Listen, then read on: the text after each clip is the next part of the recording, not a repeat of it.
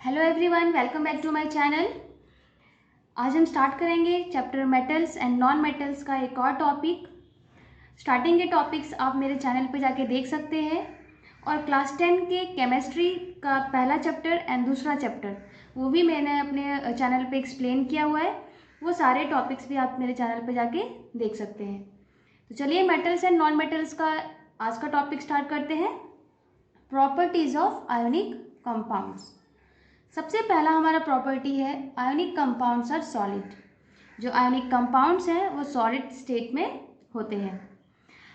क्यों होते हैं? क्योंकि जो आयोनिक बॉन्ड है उन बॉन्ड के पास बहुत ही ग्रेटर फोर्स ऑफ अट्रैक्शन होता है और इस ग्रेटर फोर्स ऑफ अट्रैक्शन की वजह से जो आयंस हैं वो एक दूसरे से काफ़ी स्ट्रांगली अट्रैक्ट रहते हैं और काफ़ी अट्रैक्ट होने की वजह से काफ़ी एक दूसरे के नज़दीक रहते हैं। इस वजह से जो आयोनिक कंपाउंड्स है वो सॉलिड स्टेट में रहते हैं। और हमें एक चीज़ पता है कि पार्टिकल्स ज़्यादा एक दूसरे के पास सॉलिड स्टेट में ही होते हैं, तो इसीलिए आयोनिक कंपाउंड्स भी सॉलिड स्टेट में हैं, क्योंकि इनके आयंस काफ़ी एक दूसरे से अट्रैक्ट है और काफ़ी एक दूसरे के पास पास रहते हैं। तो हम देखते हैं next property. Ionic compounds have high melting and boiling point. Ionic compounds की जो मेल्टिंग एंड बॉइलिंग पॉइंट है ये बहुत ही हाई होती है। यहाँ पे भी रीज़न यही आएगा कि because force of attraction between ions of ionic compound is very strong. जो आयनिक कंपाउंड्स हैं उनके आयंस के बीच में फोर्स ऑफ अट्रैक्शन बहुत ही स्ट्रॉन्ग होता है और उस फोर्स ऑफ अट्रैक्शन को इलेक्ट्रोस्टैटिक फोर्स ऑफ अट्रैक्शन कहा जाता है।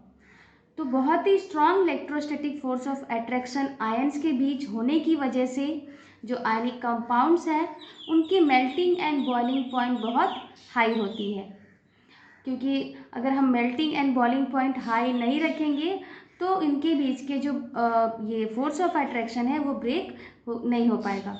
तो उनको ब्रेक करने के लिए बहुत ही हाई मेल्टिंग और हाई बॉइलिंग पॉइंट चाहिए।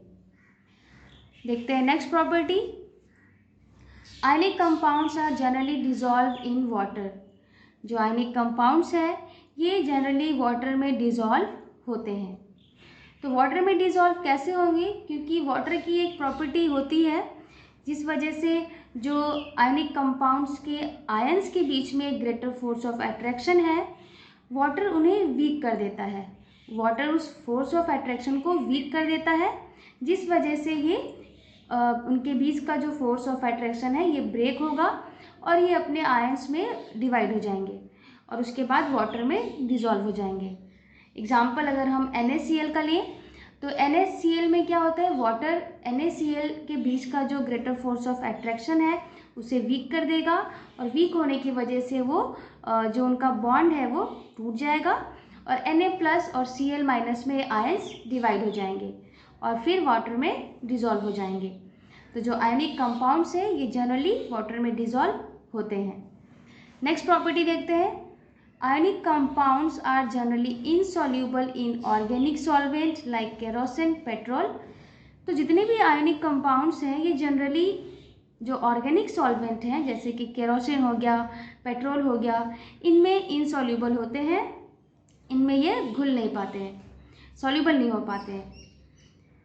तो नेक्स्ट प्रॉपर्टी है ionic compounds do not conduct electricity in the solid state. जो आयनिक कंपाउंड्स हैं ये सॉलिड स्टेट में इलेक्ट्रिसिटी कंडक्ट नहीं करते हैं, क्योंकि सॉलिड स्टेट में जो आयंस हैं वो फ्री फॉर्म में नहीं रहते हैं।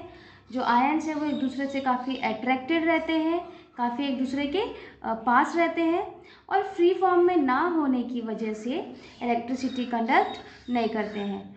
इलेक्ट्रिसिटी कंडक्ट करने के लिए आयंस का फ्री फॉर्म में होना बहुत ही ज़रूरी है।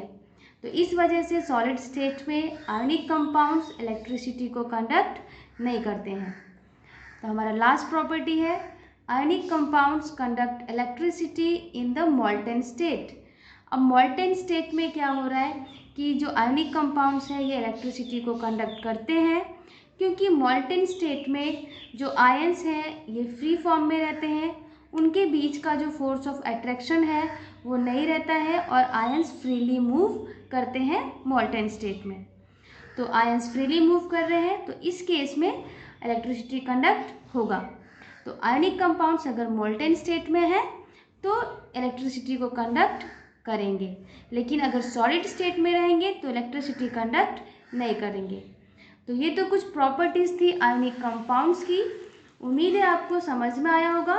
बोर्ड एग्जाम में काफ़ी time properties of ionic compound पूछा जाता है, जिसे मैंने काफ़ी इजीली एक्सप्लेन कर दिया। तो फिर नेक्स्ट लेक्चर में हम कुछ और टॉपिक्स के साथ मिलेंगे।